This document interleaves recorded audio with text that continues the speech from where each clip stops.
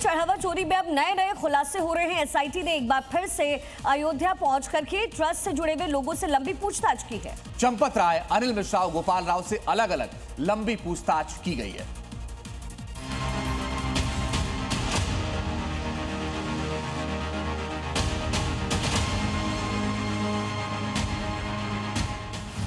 राम के नाम का दान चोरी करने वाले ट्रस्ट के पदाधिकारी जब फंसते नजर आ रहे हैं तो एक दूसरे पर ठीकरा फोड़ते नजर आ रहे हैं। जिन लोगों पर पूरे मंदिर प्रबंधन का जिम्मा था, पैसों की देखभाल से लेकर निर्माण कार्य में सीधा दखल रखने वाले वो तीन चेहरे जो अब पूरी तरह एसआईटी के रडार पर आ चुके हैं।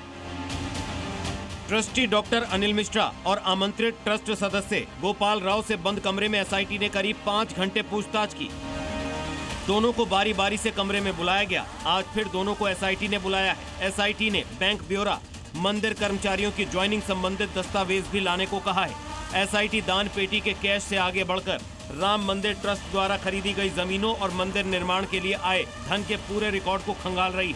टीम ये पता लगाने की कोशिश कर रही है कि ट्रस्ट के फंड का इस्तेमाल किन किन जमीनों को खरीदने में किया गया और उनका भुगतान किस प्रक्रिया के तहत हुआ। जमीन खरीद फरोख्त की प्रक्रिया में जिन लोगों को गवाह बनाया गया था, ट्रस्ट से उनकी पूरी सूची भी तलब की गई है। एसआईटी जल्द ही इन गवाहों को भी नोटिस भेजकर पूछताछ के लिए बुलाने वाली है।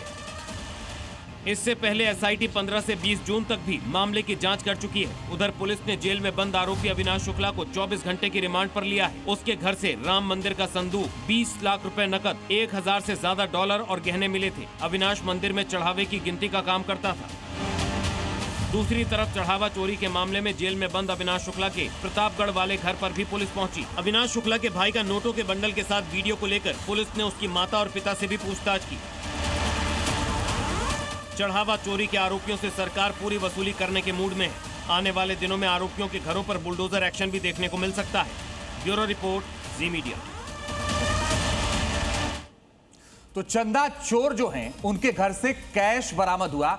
अब तो जमीन और पता नहीं क्या क्या बरामद हुआ, लेकिन एक एक करके बताते हैं क्या बरामद हुआ। अविनाश शुक्ला, जिसको मुख्य आरोपी बना सकती है पुलिस, 20,39,220 रुपए बरामद हुए और साथ ही 1,121 रुपए यूएस डॉलर भी बरामद हुए। करुणेश पांडे के पास लगभग 18,07,063 रुपए बरामद हुए हैं। अनुकल्प मिश्र के पास 16,82,040 रुपए, लवकुश मिश्र के पास 14,25,000 रुपए।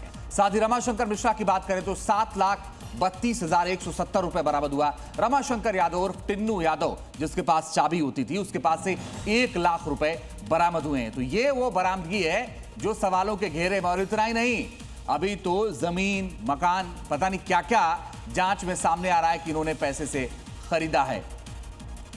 विशाल रघुवंशी मेरे सहयोगी समय ग्राउंड जीरो से हमारे साथ जुड़ रहे हैं। विशाल, क्या कुछ और अपडेट इसमें सामने आया है? और अभी पुलिस जो है आरोपी को लेकर के आगे भी बढ़ी है, क्योंकि लगातार पूछताछ हो रही है।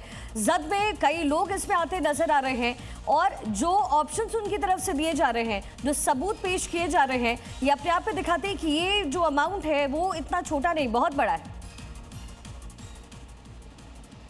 देखिए, बिल्कुल ये अमाउंट बहुत बड़ा है और अब अविनाश शुक्ला को लेकर पुलिस जो है वो निकली है। कस्टडी रिमांड पर अविनाश शुक्ला है और ये माना जा रहा है कि अविनाश शुक्ला की निशानदेही पर कई जगहों पर छापेमारी हो सकती है। प्रतापगढ़ भी लेके जाया जा सकता है, क्योंकि ये कहा जा रहा है कि अविनाश शुक्ला रोजाना जो पैसे का जो चंदा चोरी का जो पैसा होता था, उसी को टिकाएँ लगाने के लिए दिया जाता था और वही जो है टिकाएँ लगाता था। हर रोज़ जो है शहर के बाहर, जिले के बाहर जो है वो पैसा भेजता था और 15 दिन पर काउंटिंग करके तमाम पैसों का बंटवारा होता था। और ये कहा जा सकता है कि अविनाश शुक्ला को ही जिम्मेदारी दी जाती थी कि वो अलग अलग जगहों से ट्रांजैक्शन कराकर जो जमीन की खरीद फरोख्त है वो कराए और किसी तरह से पकड़ा ना जाए। तो अविनाश शुक्ला को मुख्य आरोपित बनाने की तैयारी की जा रही है और इसी कड़ी में पुलिस की जो टीम है वो अविनाश शुक्ला को लेकर निकली है और ये एक बेहद अहम जानकारी सामने आ रही है कि अविनाश शुक्ला ही मुख्य आरोपित था और इसको लेकर अब पुलिस की जांच में ये बातें सामने आ रही हैं। जी चलिए, बने रहिए विशाल, हम लौट रहे हैं आपके पास।